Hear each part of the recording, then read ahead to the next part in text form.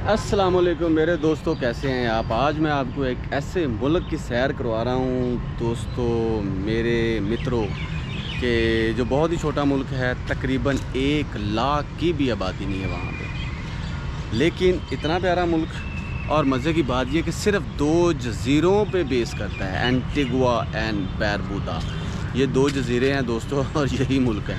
और बेसिकली जो 95% उसकी आबादी है वो एंटीगुआ पे रहती है। और वहाँ पे ही saint John's, saint Lucia, saint Maria, saint Luke और जो सेंट जॉन्स है ये इसका कैपिटल है दोस्तों।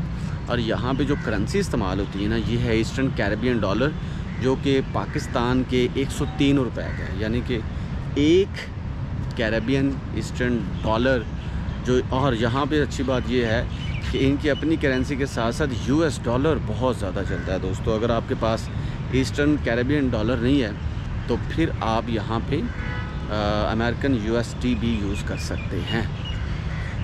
हाँ, कोलंबस भी यहाँ पे आया दोस्तों और बहुत से लोग आए और बारबरिज़म की इंतहा हो गई। लेकिन ये जो छोटा सा मुल्क है जिसकी आबादी मैंने बताया कि 1 लाख से भी कम है, और ये हमेशा से ही तवज्जो का मरकज़ रहा। और यहाँ की जो बेस करती है इकॉनमी वो टूरिज़म पे, अभी भी टूरिज़म पे है।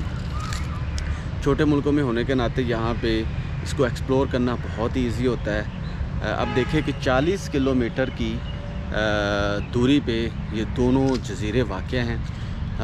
कमोबेश 25 मील बनता है और इसी में तकरीबन आप पूरा मुल्क 5 दिन में देख लें, 2 दिन में देख लें, 1 हफ़्ते में देख लें, यहाँ 1 साल लगा लें। अगर वीज़े की बात की जाए तो इसका वीज़ा मिल जाता है दोस्तों। अगर आपने 6 माह के लिए रहना है तो $100 उसकी फ़ीस है। और अगर आपने वहाँ पे 1 साल के लिए रहना है या 2 साल के लिए रहना तो फिर इसकी जो फ़ीस है वो 200 USD है। इसके अलावा दोस्तों यहाँ पे मुझे जो चीज़ अच्छी लगी वो ये है कि बीइंग अ पाकिस्तानी आप लोगों के लिए अपॉर्चुनिटी ये है कि मासवाए इसकी हिस्ट्री के, इसके कल्चर के, कार्निवल फेस्टिवल्स के और भी कैरेबियन कल्चर के, इसके अलावा इसके कज़ीन्स के, बहुत खूबसूरत लैंडस्केपिंग के। जो मुझे चीज़ अट्रैक्ट की है वो ये है कि अगर आपके पास पाकिस्तान के तकरीबन 7 करोड़ रुपए है या आपके पास 2,30,000 USD है तो फिर आप यहाँ पे इन्वेस्टमेंट करके नेशनलिटी भी ले सकते हैं दोस्तों।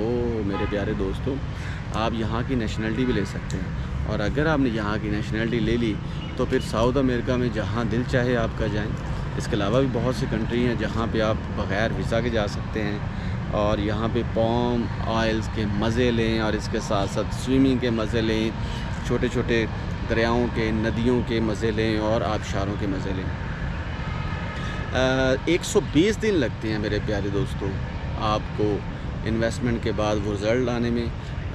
कमोबेश देख लें कि 4 माह हैं, 4 माह के अंदर अंदर आपको यहाँ की नेशनलिटी भी मिल जाती है। टिकट ज़रा महंगी होती है पाकिस्तान से। अगर आप एंटीगुआ एंड बारबूडा जाएं तो मेरा ख्याल है कि कमोबेश जो रिटर्न टिकट वो 2.5-3 लाख से कम नहीं है मिनिमम। अगर आपकी कहीं पे कोई तुक्का शुक्का लगे वो अलग बात है, क्योंकि समटाइम ऐसे होता है टिकट्स बहुत सस्ती हो गई होती हैं। कोई फेस्टिवल्स होता है या कोई ख़ास दिन होता है। 11 दिन की हॉलीडेज़ पूरे मुल्क में होती हैं दोस्तों।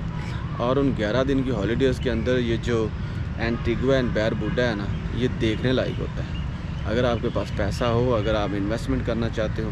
हाँ, क्वेश्चन ये है कि आप वहाँ पे किस चीज़ की इन्वेस्टमेंट कर सकते हैं दोस्तों। देखिए, आप वहाँ पे जाके चावल का कारोबार शुरू कर सकते हैं, ऑयल का कारोबार शुरू कर सकते हैं। इसके अलावा वहाँ पे टूरिज़म का कारोबार शुरू कर सकते हैं। कोई भी कारोबार आप वहाँ पे कर सकते हैं और मुझे लगता है कि वहाँ पे आप फेल नहीं होंगे। It is my observation. वहाँ पे अफ्रीकन 86% हैं, ब्लैक अफ्रीकन, और इंग्लिश ज़ुबान है।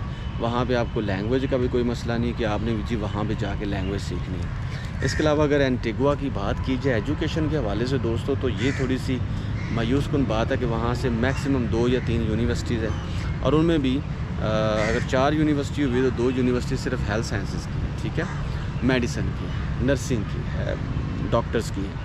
तो स्कॉलरशिप की अगर बात की जाए स्टूडेंट्स के लिए तो स्कॉलरशिप भी वहाँ पे है नहीं, लोकल स्कॉलरशिप है।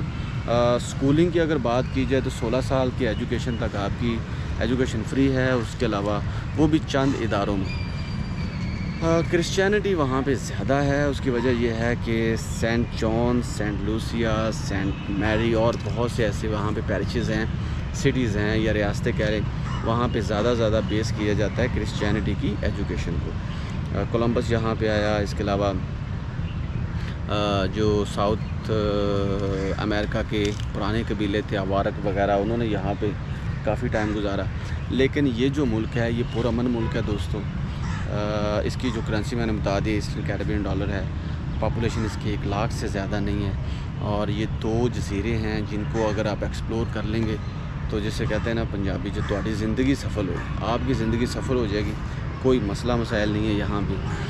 तो इसके अलावा इसकी अगर कुज़ीन की बात की जाए तो चटनियाँ और आलू बुखारे और इस तरह की सारी चीज़ें आपको वहाँ पे मिलेंगी। गोश्त खोर लोग हैं, गोश्त बड़े शौक़ से खाते हैं। कढ़ाइयाँ शढ़ाइयाँ वहाँ पे ज़रूर मिलती हैं।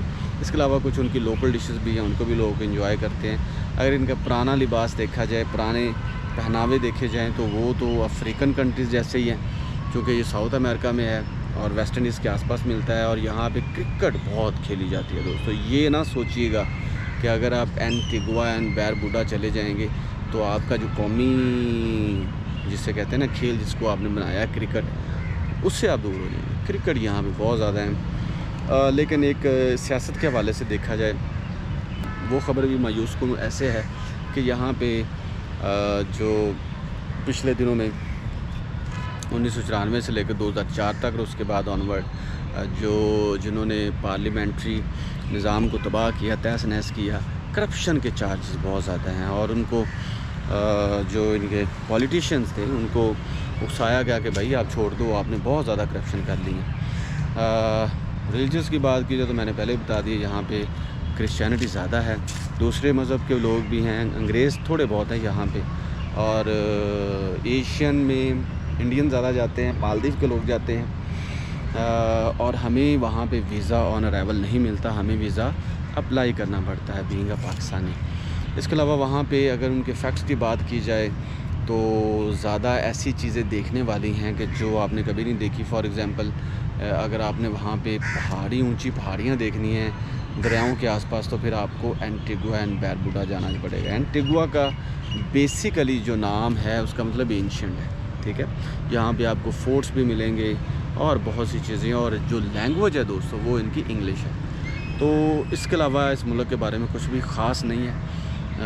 लेकिन ख़ास जो सबसे इम्पोर्टेंट चीज़ वो है यहाँ पे इन्वेस्टमेंट करके नेशनलिटी लेना। अगर आप यहाँ की नेशनलिटी ले लेते हैं तो उसका होगा आपको बहुत ज़्यादा फ़ायदा। अगर आपको इसका पासपोर्ट मिल जाता है, जो कि 4 माह के अंदर मिल जाता है, अगर आप 7 करोड़ के आसपास की इन्वेस्टमेंट करें तो फिर आप 121 कंट्रीज़ में बग़ैर वीज़े के जा सकते हैं। जैसे कि पाकिस्तानी बग़ैर वीज़े के 34 और 36 कंट्री है मैक्सिमम, जिनमें ई वीज़ा के कंट्रीज़ भी हैं। लेकिन यहाँ पे बग़ैर वीज़े के आप 121 डेस्टिनेशन पे जा सकते हैं। ये कितनी अच्छी बात है। तो ये तो थी मालूमात दोस्तों एंटीगुआ एंड बारबुडा की। और अगर आपके मन में कोई क्वेश्चन हो तो मुझसे ज़रूर करें, मेरी वीडियो को भी आगे पहुँचाते रहें।